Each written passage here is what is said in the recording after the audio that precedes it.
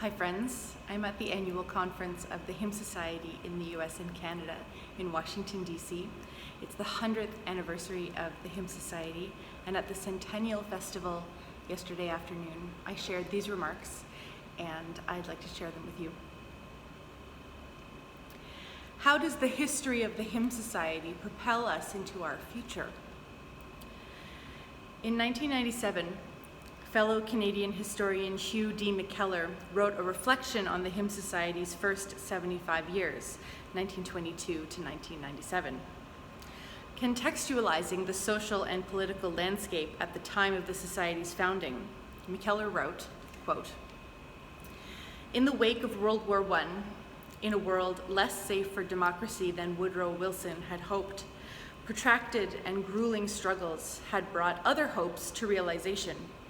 Women were casting ballots, and the liquor traffic was hobbled. These and other changes had been wrought by ordinary citizens with scant access to the levers of power, who had simply exercised influence how, when, and where they could, coordinating their efforts by the best available means of communication, railways, and the postal service. At the time, as McKellar highlights, the mandate of the Hymn Society was to cultivate the devout use of better Christian hymns and hymn tunes, to encourage the writing and publishing of hymns that express the temper of modern Christian life and thought, to secure the union of hymns and tunes that are closely related in emotional content and worshipful significance, to promote the collection of hymnotic data, new and old, encourage research and stimulate full discussion and the special preparation of addresses, articles, and reviews, to the end that there may be improvement and greater inspiration in these hymnotic and musical modes of praise and prayer in the worship of God." 100 years later, the world looks and sounds very different to the one McKellar describes, though striking resonances persist. The world may again feel less safe for democracy, and grueling struggles for basic rights persist. This beautiful gathering this week belies the months of isolation we have endured in the last 2 years, an isolation which persists for many and may persist indefinitely. At the same time, 100 years later, I think we have richly, prayerfully, lustily, and with a good courage lived up to this initial mandate, and we are ever more fully embodying our present mission to steward the Church's song in the many ways that it shapes faith, heals brokenness, transforms lives, and renews peace. At our 2010 annual conference in Birmingham, Alabama, then President John Thornburg made an address which I think can be called a watershed moment for the Society. He challenged us to a task of discernment to take immediate and non-anxious action about who we were and what God might be doing in our midst. Prophetically, John asked, "What must we sing to become the people God is calling us to be?" The founding of the Center for Congregational Song 7 years later, and a deeply considered widening of our leadership and engagement with the breadth of congregational song in our time, are two crucial outcomes of John's remarks 12 years ago. I am proud of how that call to urgent, non-anxious action has changed this organization, and I eagerly anticipate where we will go next.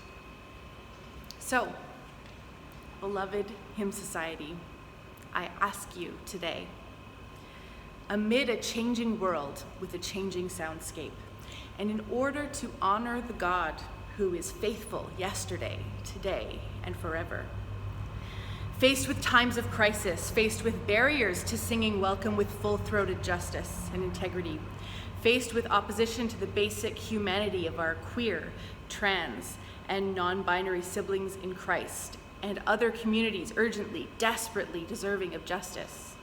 Faced, that is, with a world that the founders of the Hymn Society could hardly have imagined. What will our stanza, our verse, our pre-chorus into the chorus that becomes an earworm that you just can't get out of your head, what will be our contribution to the song? Many of us gathered this week are used to being leaders in one way or another, and we have and will continue to do it well. We are a community of highly trained singers, composers, performers. Are we as skilled at listening? What frequencies might our ears not have been trained to listen for? As the Reverend Dr. Cynthia Wilson charged us earlier this week, we must listen carefully and listen deliberately.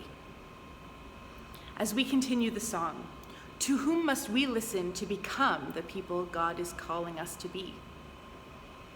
Where must we relinquish control? Whose guidance must we seek? Whose seat at the table have we so far neglected or made inaccessible? Where, without fully realizing it, might we be clutching the levers of power, leaving scant access for others? For whom should we be silent so that they may speak? Whom must we allow to shepherd us? I thank God for the Hymn Society, my incomparable community of colleagues and friends. May we sing with a full voice and listen with open and willing hearts.